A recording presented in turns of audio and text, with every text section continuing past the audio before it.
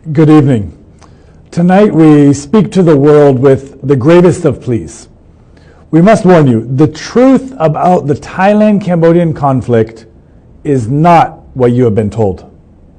You know Thailand as the land of smiles, but we're here tonight to ask you to look past that facade because the smile hides a brutal, aggressive military regime that has declared war on the very concept of peace. I want to clarify that we're not here to hate the Thai people or any other nationality, as I'm sure there are many people that would love to just mind their own business, not get involved in politics. But there is an aggressive and brutal military regime that does not care about the concept of peace. So we ask you to join us in holding Thailand accountable for a systematic, violent campaign of political betrayal and criminal inhumanity that threatens to consume our very region here. There was a peace agreement. There was a peace agreement between Cambodia and Thailand. Some people have even gone as far to say as the peace agreement is dead, and the evidence of the murder of this peace agreement is the blood spilled on Cambodia's border and the sheer brutality inflicted upon Cambodia's most vulnerable. Let's see. Days ago, Thai forces launched an unprovoked attack on Cambodian civilians in Prey Chan village, Bantimanche province, right there on the Cambodia-Thai border. They fired live ammunition into a civilian community.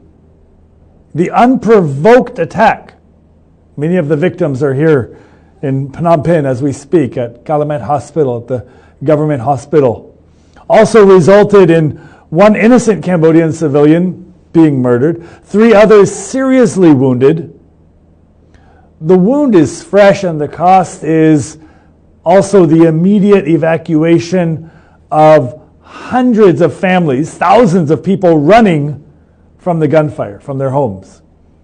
Their village is somewhat of a ghost town now, with people not daring to live there because the neighboring country's military have been firing indiscriminately on civilians. And what parent, what mother, what father would want to raise their children in such a situation? Join us in calling for accountability. But I also want to point out that this type of lawlessness, it extends far beyond even the borderline. I'm very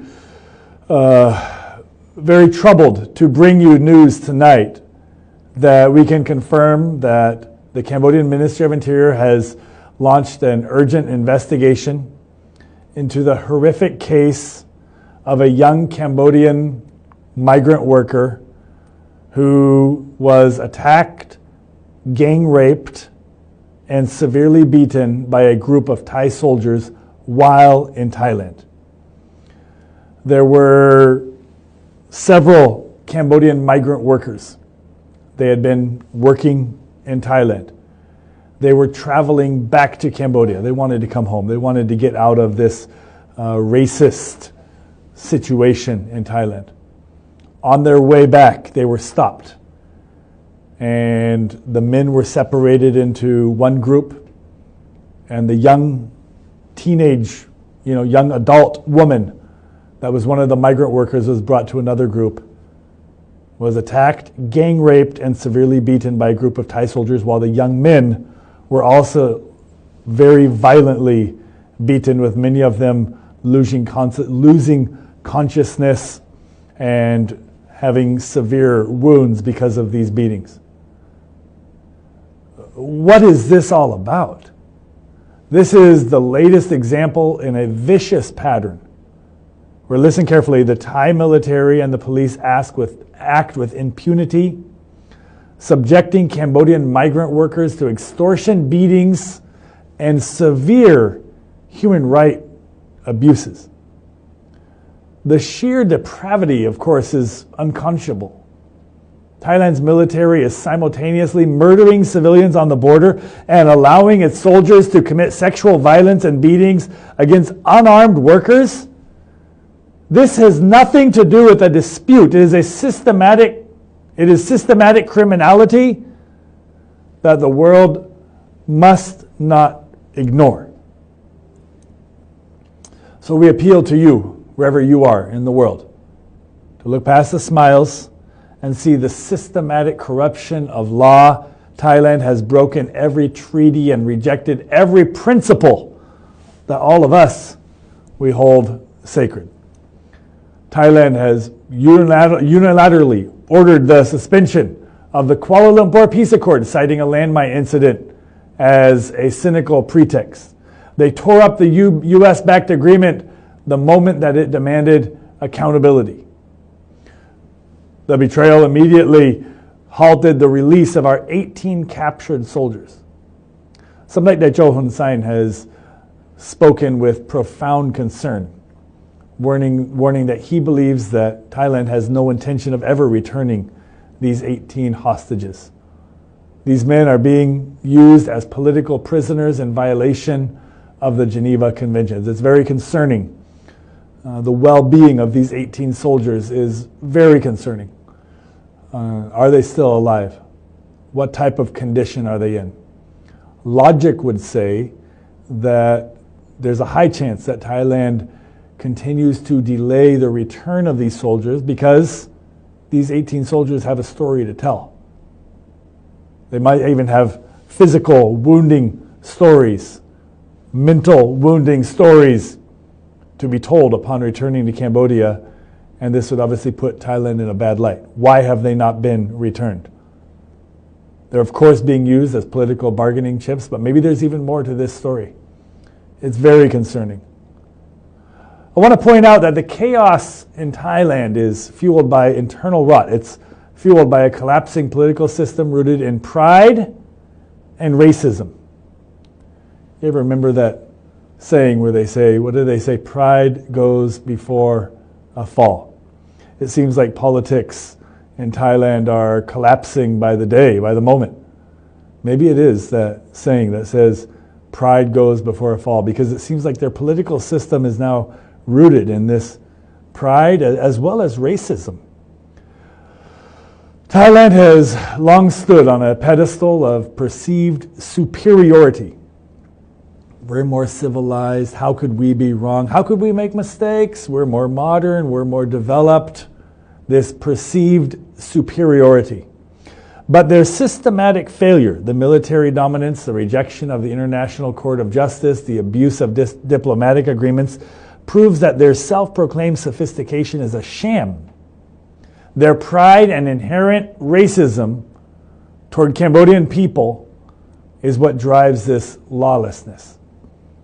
This chaos is self-destructive. The military-driven conflict has caused massive economic losses for Thai businesses, damaging trade valued in the billions. And it's exposed their economy's reliance on the very Cambodian workers that they brutalize. So, here in Cambodia, we're fighting for the rule of law. We demand accountability because Cambodia's national security depends on you, the world, recognizing this truth. We reiterate Prime Minister's call, Prime Minister Hun Manit's call for an independent foreign-led investigation into the murder and injury of our civilians in Praychan village. Our Minister of Interior is preparing to file international complaints against Thailand for its severe human rights abuses and breaches of treaty and law.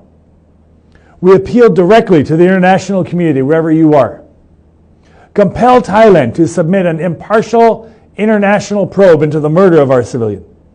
The United States and Malaysia must use their leverage to demand the prompt and unconditional release of the 18 Cambodian soldiers now. We ask you to join us in demanding that Thailand cease all military hostilities and hold its armed forces accountable for the brutalization and rape of our migrant workers. The world must stop seeing just the land of smiles and must start seeing the aggressor.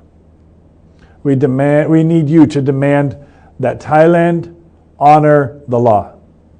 While there may be good things and bad things in every society, but when the leadership of a society decides that the rule of law is no longer necessary, it becomes a very dangerous regime. So maybe for the sake of even people living in Thailand, for the sake of the region, and for the sake of Cambodia, join us in saying that Thailand must honor the law. Or, if not, unfortunately, there's a likelihood that they would face the consequences of its spectacular and devastating fall into pride and into racism. That's all for tonight. We thank you for joining us. We'll bring you more news here shortly. Good night from Phnom Penh.